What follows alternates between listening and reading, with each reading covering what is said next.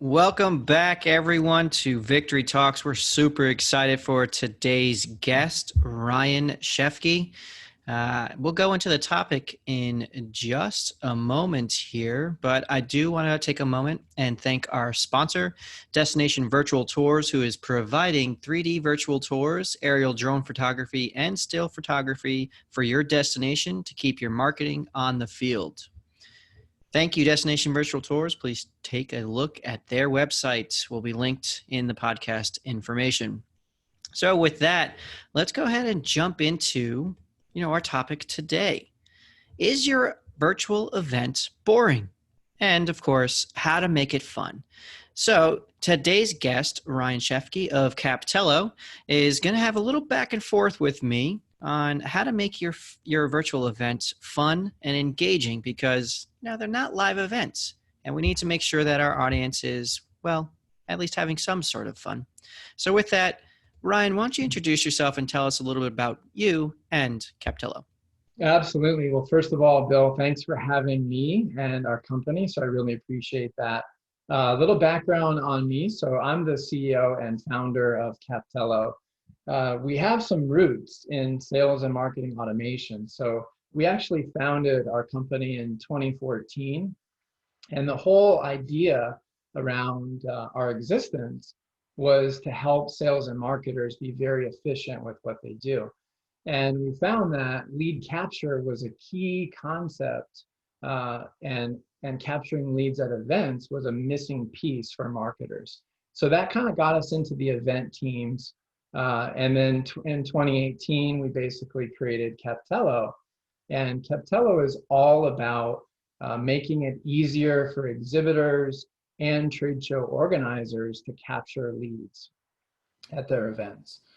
So again, CEO and founder of the company, pumped to be here, based in Texas. We've got around 40 people in the company, and things are jamming. Obviously, things are a little bit different right now.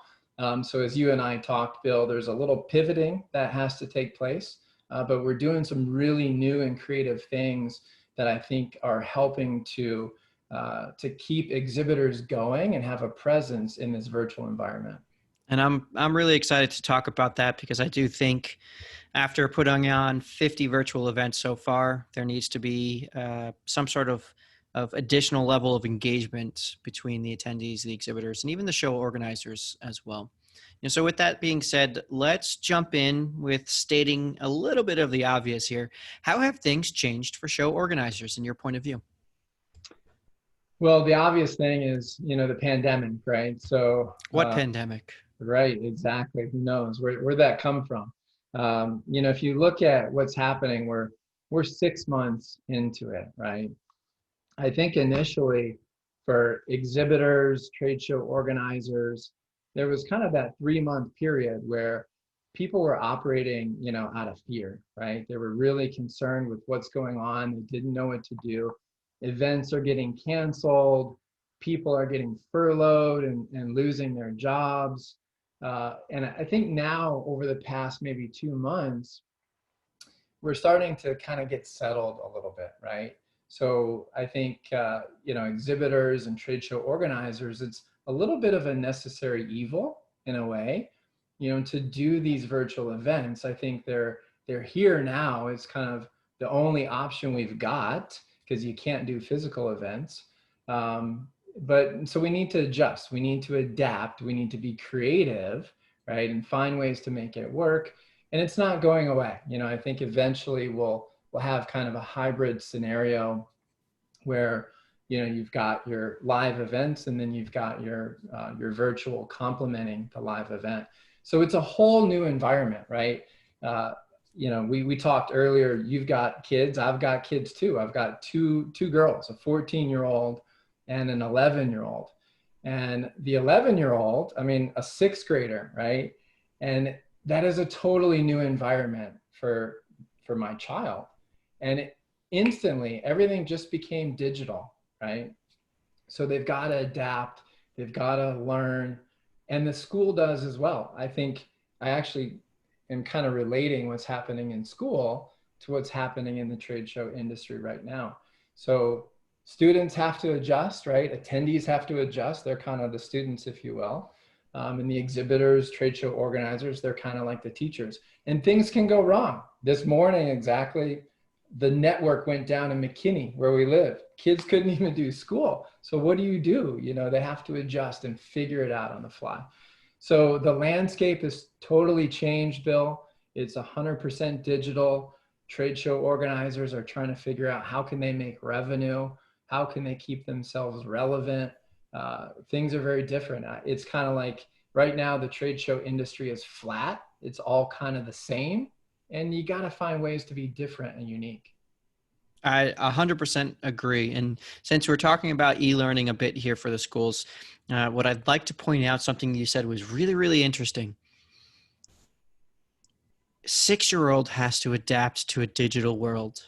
And here we are, millennials, boomers, everybody, Gen X's, everyone saying, the world that is completely different already because everyone's growing up with a phone in their hand, or they've grown up with a computer. But the world that we've all been thrown into is still completely different, even for a 6th grader, which is something I didn't even bother to think about until you said that now. And it's extremely important and relevant for the industry, because what we're going through as an industry,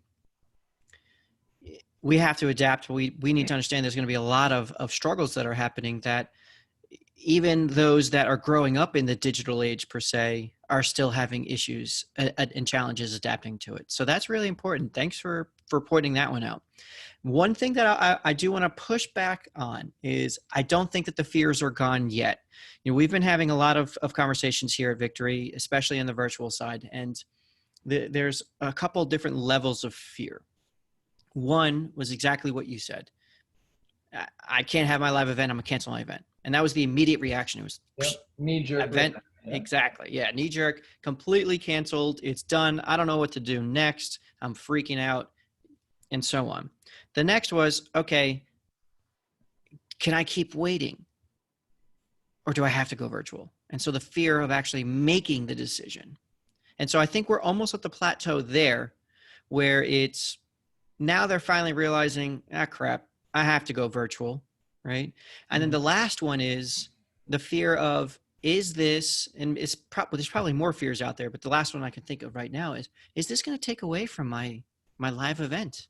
Are my people going to come back to my live event when I put it back on?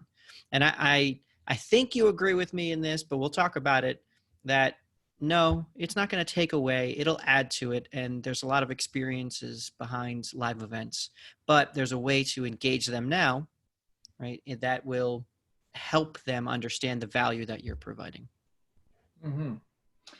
Yeah, and I think you got to make sure that you try to have consistency, so you ensure that people do come back when you do your live event. So don't half-ass, pardon my French, but you can't really half-ass the virtual event. You need to do certain things, which again I'm sure we'll talk about, so you can have some consistency and you can have some excitement when you get ready for that live event. This is a kid-friendly zone, so don't worry about it. Just by kid-friendly, I mean non-kid-friendly zone. Keep the sailor mouth. Here we go. Okay. All right. All right, so You let's your jump beer and I'll into it. swear. So we'll be Right. If it was a pink beer. There we go. All right, so let's jump into what everyone really wants to hear. How the heck can they make their virtual event engaging? Yeah, well, engaging is certainly the key word. If we're talking about exhibitors, right? Exhibitors definitely want to make the event engaging, right? I was in a webinar yesterday, and to get the specifics here, it was called the Success Metrics for Online, Hybrid, and In-Person Events. It was by Exhibitor Insight. Okay, I don't know if you watched that, but there was one data point that jumped out. And the data point is that only 9% of exhibitors feel that virtual events are effective, right? But the trade show organizers, they're like 3 times that, 4 times that. It's 36% actually. They think it's effective for the exhibitor, right? So and that's because they're so focused on content delivery instead of giving the value full circle for the entire audience. So we won't go into that too much. God, I've had so many arguments over this and Twitter wars. But we'll go back into what you were saying about making it engaging. Go ahead. So I think let's back up a little bit, because you just triggered a thought that I think is really important, right? To make it engaging, there's multiple constituents, right? You've got sponsors. They don't have the opportunities that they used to have. So how can you make it engaging, so to speak, attractive for a sponsor? How can you make it engaging for an attendee, right? I mean, now in this virtual world, the attendees are at home the whole day. They're in their home office.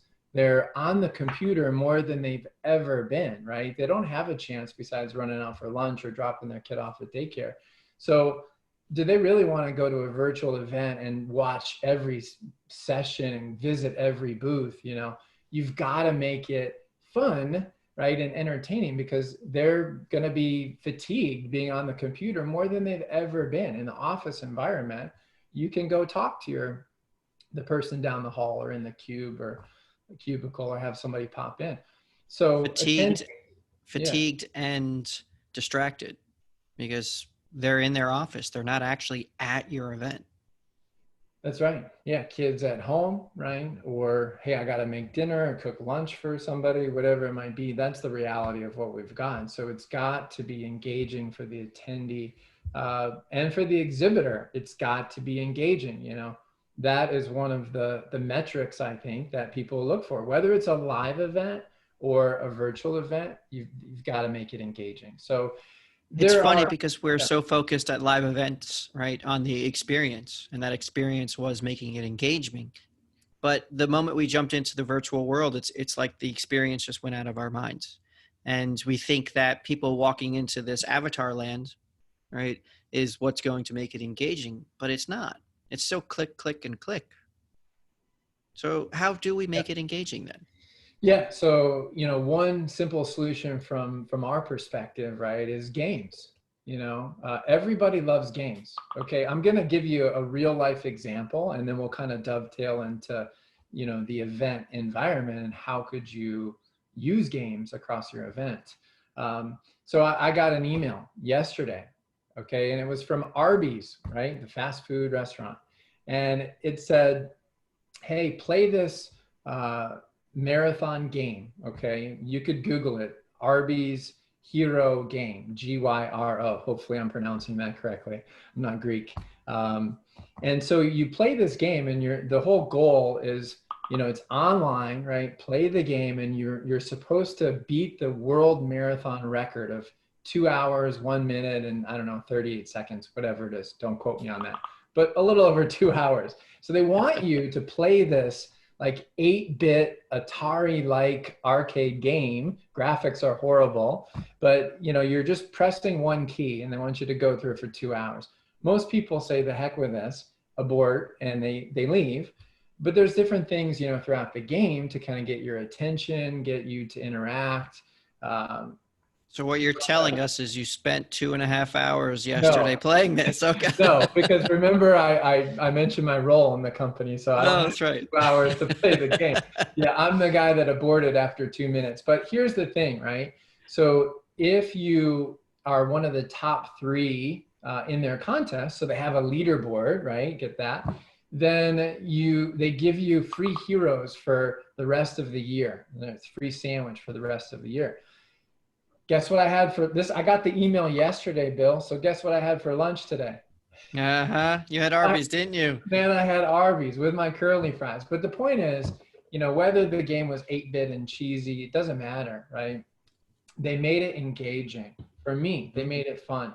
And I think that's also an important objective for exhibitors, right? And for trade show organizers.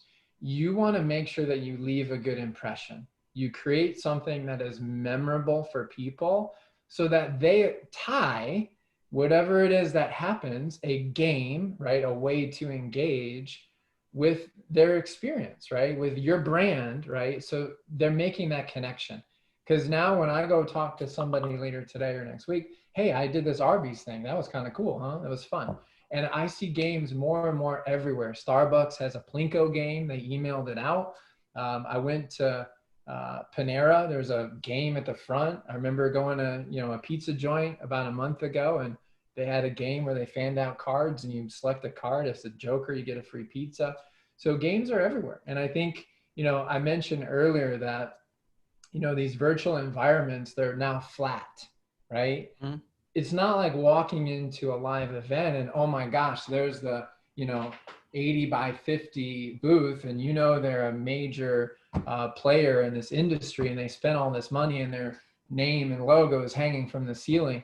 No, it's a flat environment, right? So you got to be different, make it engaging, and putting a game, now we're talking more from the exhibitor perspective, but putting a game inside your virtual booth is a great way to make it engaging, and So, you're satisfying a lot of people there. so talk to us a little bit about the types of games, either that, Captello has implemented or others that you have seen out there specifically for events. Sure.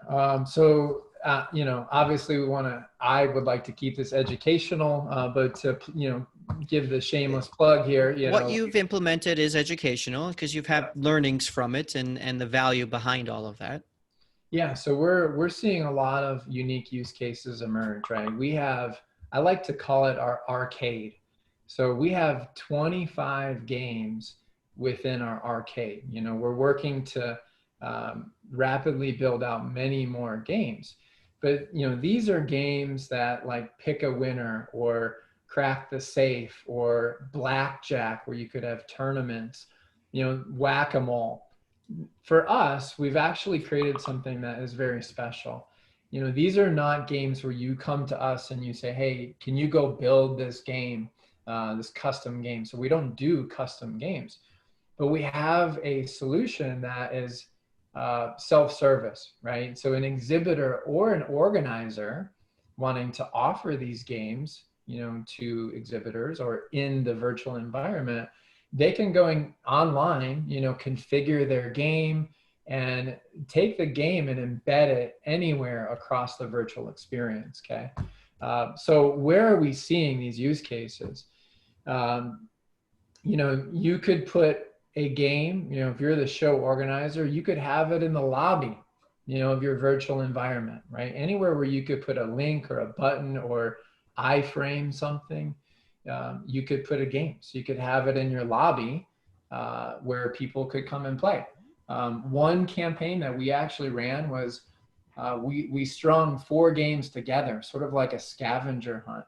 So people would play each of the games, they'd get a letter, and on the very last experience, they get a number, excuse me, the very last game, they would enter the numbers, right, that they would get to crack the safe.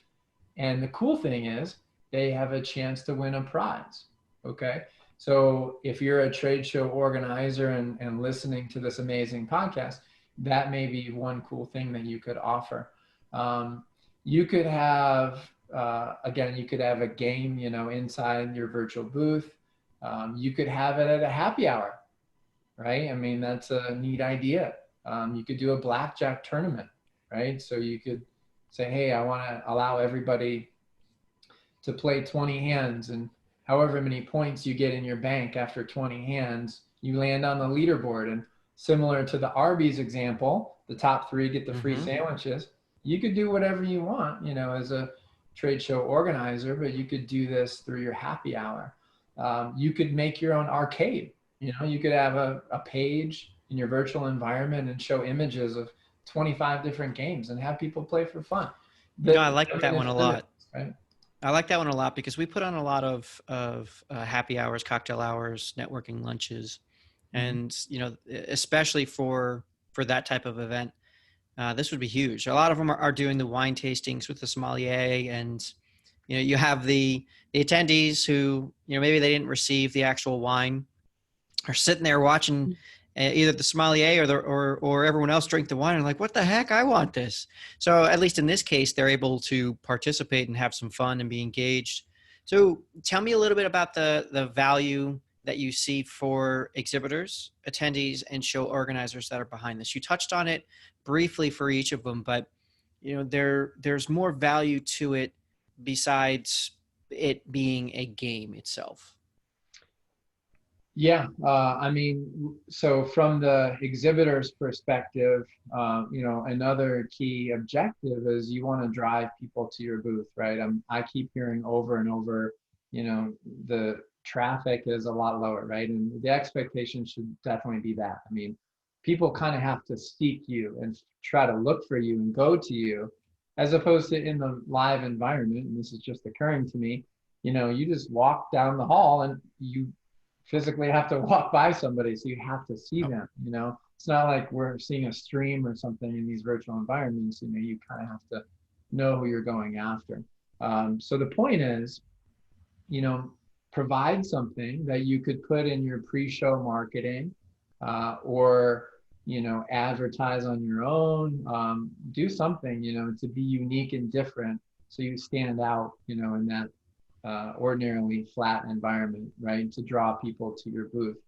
I talked about making an impression. That's very important. The other kind of value add there for an exhibitor is, what we've done with our games is you can use these in this virtual environment, but also when things, it's not if, but when we go back to live, you can take these same exact games, they're cross-platform, and you could have them on an iPad in front of your live booth for people to be playing these games, right? So, lots of benefits there. If you are an exhibitor, obviously you want to, make things entertaining. And, you want to also teach people. This is another point, right? People come to the booth and you really want them to learn as well.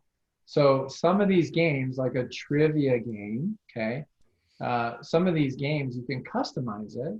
So you take them down this experience through the form of trivia, and they could potentially win something at the end. But through that process, you're teaching them about your solutions, your services, right? So you're kind of mixing fun and education to keep it engaging. and you're gaining valuable data and feedback to really personalize your outreach or your next outreach to them, which is exactly what they need.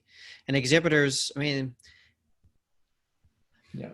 everyone wants to say exhibitors are there to get as many leads as they possibly can, or network, or show off their new product and do all of that. Yeah, that's great. But the number one thing that they want, besides leads, is sales. A lot of them aren't going to make sales directly on the show floor, but those qualified leads need to be able to lead into sales. And that's a whole level of difference between live events and virtual, right? We're talking in a video format here, and it's great, but it doesn't compare to live events in the sense that there's no human connection, right? Or it's just not as strong as a human connection as you are when you're at a live event. No shaking of the hands, so nothing like that. That actually forms that bond, that trust for everybody.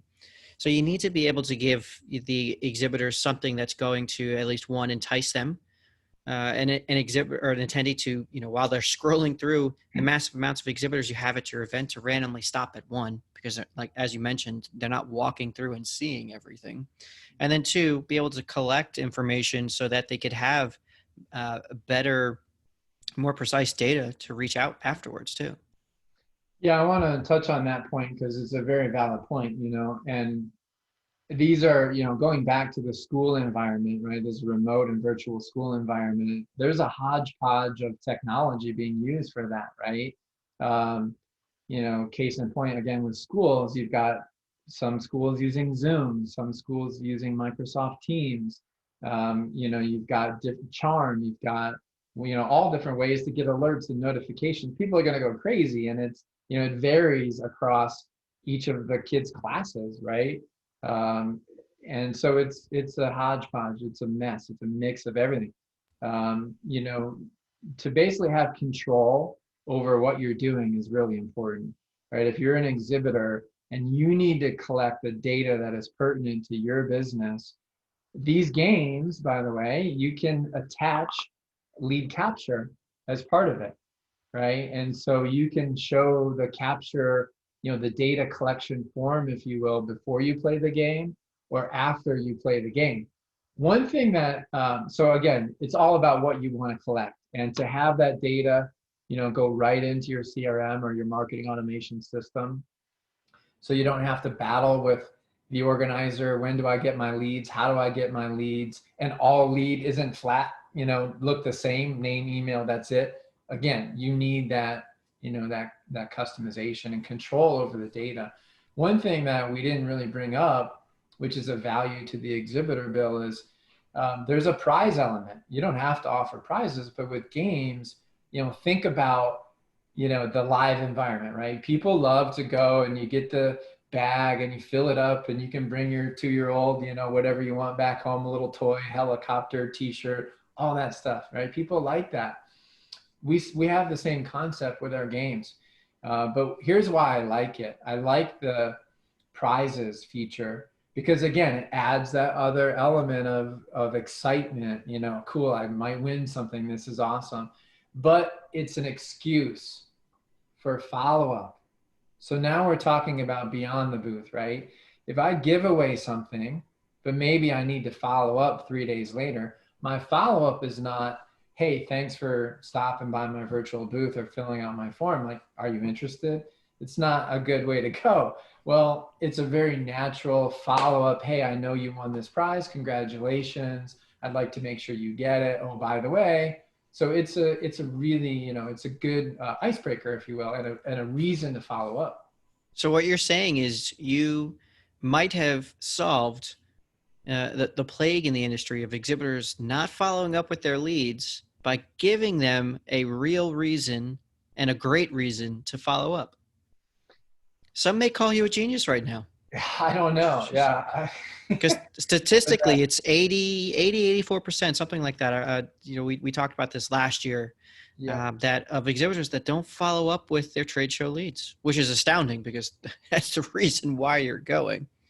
Yeah, I agree. I kind of mentioned our roots, in founding the company in 2014, 2013, 2014, but, our roots are sales and marketing automation. So it is a fascinating process. Like if you are an exhibitor and you truly want to kind of be hands off and set up a process that is very scalable from the point of lead capture to distributing the lead, getting it in your CRM, marketing automation, the prize follow up, all that can be totally automated. It can be systemized, and that's huge. And we're not talking about doing something different, right? We're talking about a uniform process that can be applied in a virtual environment, and the same thing can be applied in the live physical environment.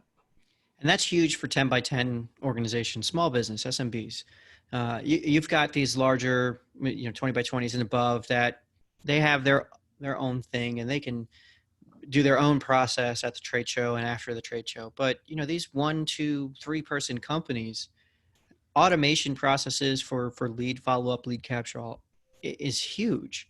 And adding in the excitement of gamification is to really draw in the attendance that they need in those leads.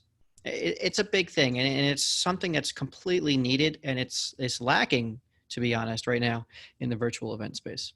So I want to ask the daring question here, and Yep. and probe you a little bit on this one. I will say, years ago when event mobile apps were a big thing, right? And they still sort of are, but they're almost kind of dying out depending on how you look at them. Gamification came up, and gamification in the mobile app was all of a sudden, the hottest thing since sliced bread. I thought it was a fad. Well, here's gamification again. So, is this a fad for only virtual events? I don't think so. I mean, my take is no. Certainly, I hope not. But my take on it is no. It's just going digital is the way to go, right? To make sure that you're not losing leads. I'm going to give you a very simple example. Pick a winner. I mentioned that as that's one of our games. Well, yeah, you could choose to have a business card, which I can't see in the future a lot of people using, especially after the pandemic. Handouts, business cards, even the giveaways you were talking about before. Yeah, all yeah. all of the Oh, past. good point. Yeah, it's actually a really good point. So that probably will change, for the foreseeable future. But dropping your business card into a fishbowl, I think it's just not a good way to go. So to do that digitally, have a big screen TV where you can announce a winner at the end of each day, and then that, when people when you capture the data electronically, again, it goes right in your backend system. You've got a process. That's here to stay for sure. I would There's, agree with you on that. And this is coming from someone who called gamification a fad years ago. And the right. reason I say that is because virtual is not going away.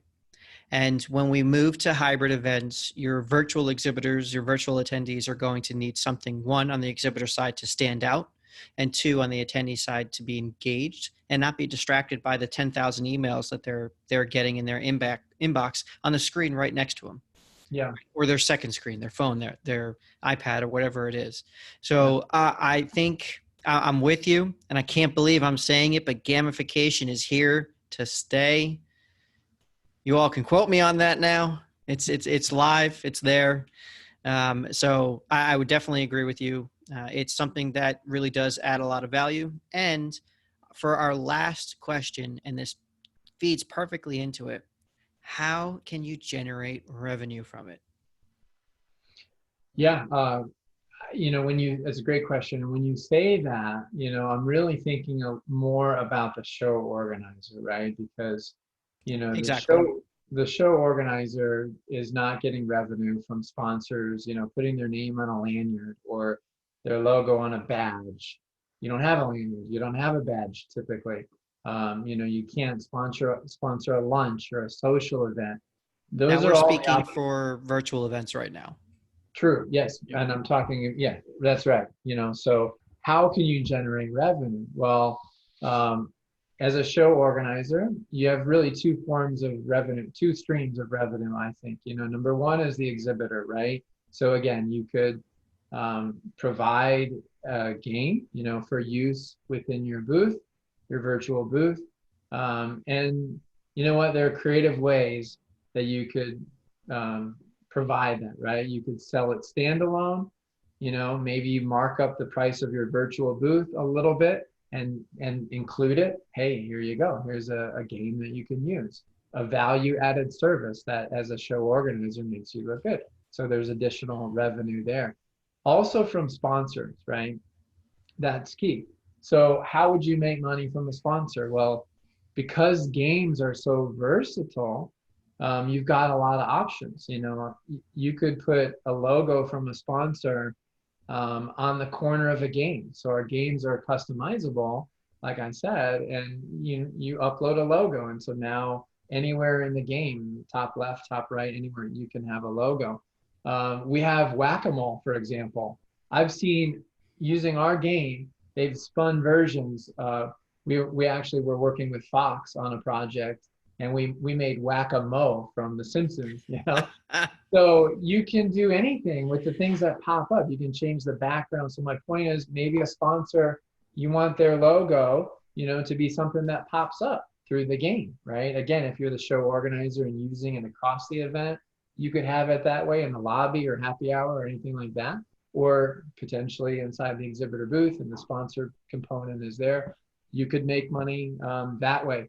The leaderboards, those are customizable, right? The leaderboard is a web page that you could show anywhere in your virtual event, or again, even on a big screen in a live event. And imagine that, because it's customizable, you could have multiple sponsors and their logos and presence on the leaderboard. So there's revenue opportunity for that. Um, I mentioned other games like so there's blackjack, right? Memory match. That's another game. So like the back of Brings the me back to card. my childhood. Yeah, right. I know. Well, you're the one that showed the picture of your boy and all his toys. So yeah, It's like I'm reliving it all over again, just it's with all new, coming cooler toys. Yeah. back.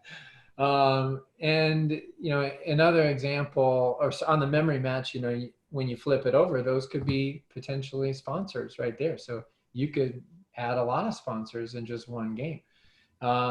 Also prizes, right? Maybe if you're you've got a game, we've got to spin the wheel, right? Spin to win. Kind of like, on Price is Right. You get up there and spin that wheel, and you've seen that at all the live events, but we have a digital version. So you could have a sponsor, offer a specific prize or giveaway, as part of the wheel. So if it lands there, then the sponsor has an opportunity to provide something to promote their brand. Um, yeah, You've and made me think of one. okay. Drive a little mystery, a little bit of intrigue for the attendees. We've moved into, a world where ads are the sponsorships. There's, ad space everywhere on the digital platforms, virtual platforms, your landing pages, wherever. Mhm.